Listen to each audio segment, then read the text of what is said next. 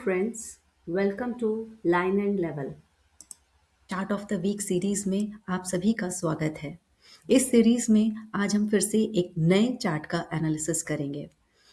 Chart पर चलने से पहले मैं आप सभी को एक डिस्क्लेमर दे दूं कि जिस भी स्टॉक का हम डिस्कस करेंगे उस स्टॉक में खरीदने या बेचने की मेरी कोई सलाह नहीं है। इन्वेस्टमेंट करने से पहले आप अपने फाइनेंशियल एडवाइजर की सलाह जरूर लें। तो जिस चार्ट का हम जिक्र करेंगे उसका नाम है dredging corporation of India. Chart पर चलने से पहले मैं कंपनी का एक ब्रीफ इंट्रो आपको दे देती हूँ। कंपनी का नाम ड्रेजिंग कॉरपोरेशन ऑफ इंडिया है। ये कंपनी मार्च 1976 में स्टैब्लिश हुई थी and it is a public sector company. Company का मेन काम है ड्रेजिंग का, जो ये एक्सक्लूसिवली इंडियन सी पोर्ट्स के लिए करती है। कंपनी का हेडक्वार्टर है विशाखापट्टनम में and it has many other project offices at many sea ports in India. तो ये है हमारी कंपनी का ब्रीफ इंट्रोडक्शन। आइए अब चलते हैं इसके चार्ट पर। फ्रेंड्स, आप देख सकते हैं ये है weekly chart. Dredging corporation of India का ये वीकली चार्ट है जिसका हम एनालिसिस करेंगे। पहले मैं आपको बता दूं, वीकली चार्ट हम स्विंग ट्रेड के लिए नहीं देखते हैं। ये ट्रेड 1 या 2 दिन के लिए नहीं है। इस चार्ट को हम कम से कम 3 से 12 महीने के लिए देख रहे हैं। तो आइए देखते हैं कि इस चार्ट में हम नया क्या देख पा रहे हैं।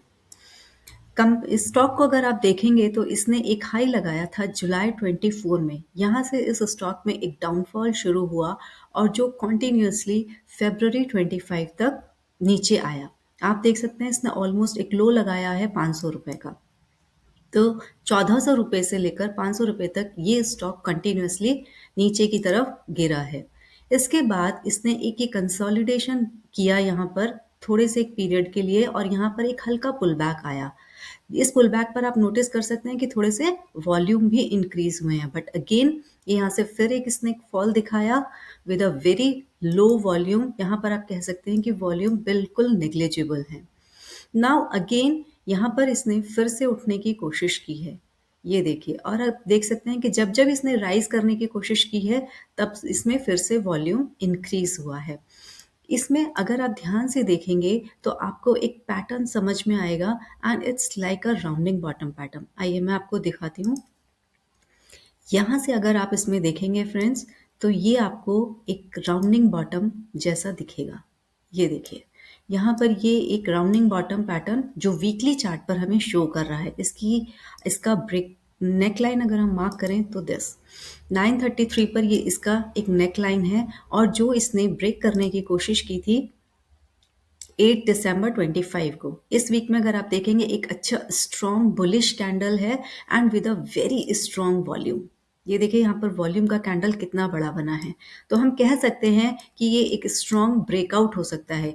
एक ब्रेकआउट स्ट्रॉन्ग होने के लिए फ्रेंड्स हम कंफर्मेशन मानते हैं अगर हमें उस ब्रेकआउट का एक रीटेस्ट मिल जाए। तो ये देखिए नेक्स्ट वीक इसने हमें एक रीटेस्ट भी दिखाया है।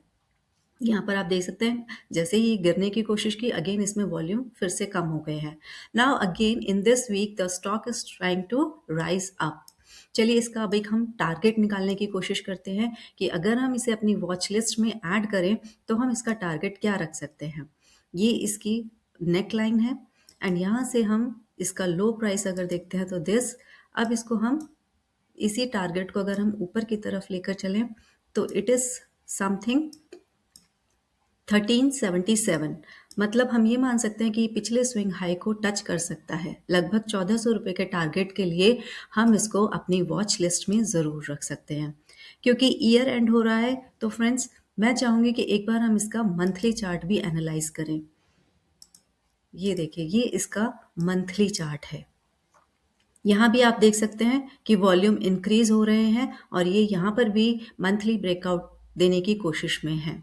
तो अगर ये ब्रेकआउट मंथली चार्ट पर भी आता है तो हम इसे एक स्ट्रॉन्ग ब्रेकआउट मान सकते हैं। तो फ्रेंड्स, अगर इस चार्ट में आपने कुछ भी नया सीखा है या कुछ ऐसा नया आप देख पाए हैं जो मैं ना देख पा रही हूँ तो प्लीज़ कमेंट सेक्शन में ज़रूर बताइएगा। और हाँ, ये और ज़रूर मेंशन कीजिएगा जो चार्ट आपको पसंद है और आप चाहते हैं कि मैं भी उस चार्ट को देखूं तो वो भी कमेंट सेक्शन में मेंशन करना मत भूलिएगा। मिलते हैं एक अगली वीडियो में, but friends please like share this video and subscribe my channel. Thank you.